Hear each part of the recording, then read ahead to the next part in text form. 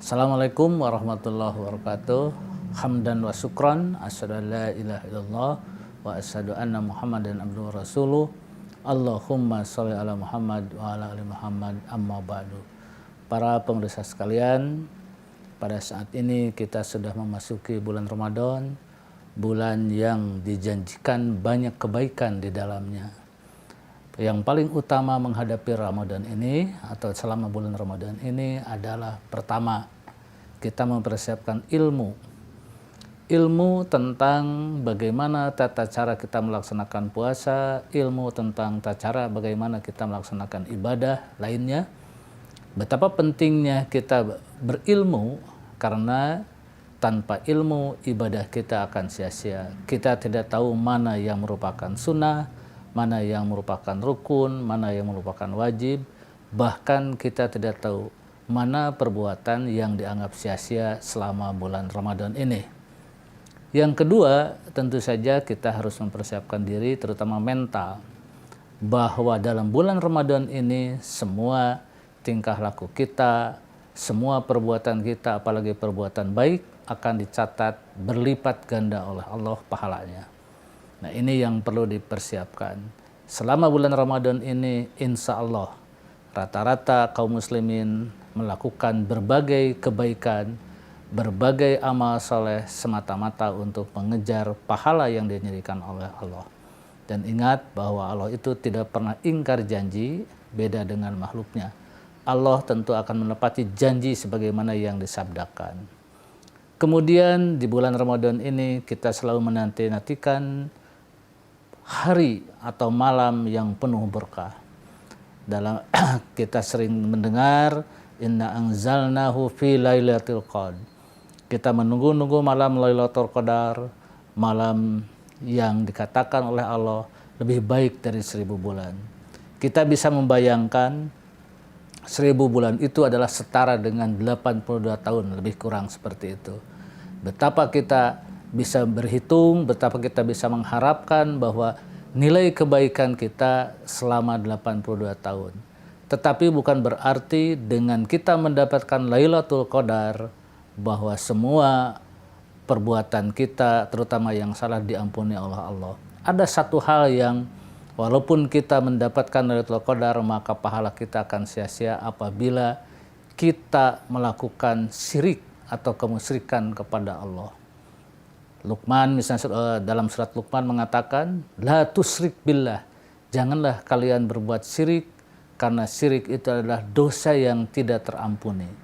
Oleh karena itu hati-hati, kita jangan euforia bahwa kita sudah mendapatkan malam Lailatul Qadar, tetapi kita tergelincir dalam perbuatan syirik yang barangkali di antara kita tidak terasa perbuatan itu, bahwa perbuatan tersebut adalah termasuk yang perbuatan syirik. Bukan hanya sekedar menyekutukan Allah secara terang-terangan, tapi bisa saja karena perbuatan yang tidak terasa. Dan malam terakhir dari Ramadan ini adalah malam yang penuh rahmat, penuh keberkahan, dan penuh kemuliaan dari Allah, di mana Allah akan mengampuni semua dosa kita kalau kita berdoa. Bulan Ramadan juga dikatakan bahwa pintu surga dibuka, pintu neraka ditutup, dan setan dibelenggu. Itu artinya bukan hanya secara parsial atau secara verbal pintu surga dibuka. Maksudnya pintu surga dibuka itu, kalau kita membaca tafsir lain, adalah bahwa pintu kebaikan dibuka selebar-lebarnya. Oleh karena itu bersedekah, membaca Al-Quran, berbuat baik kepada Allah, memperbanyak ibadah-ibadah sunnahnya, itu adalah membuka pintu surga.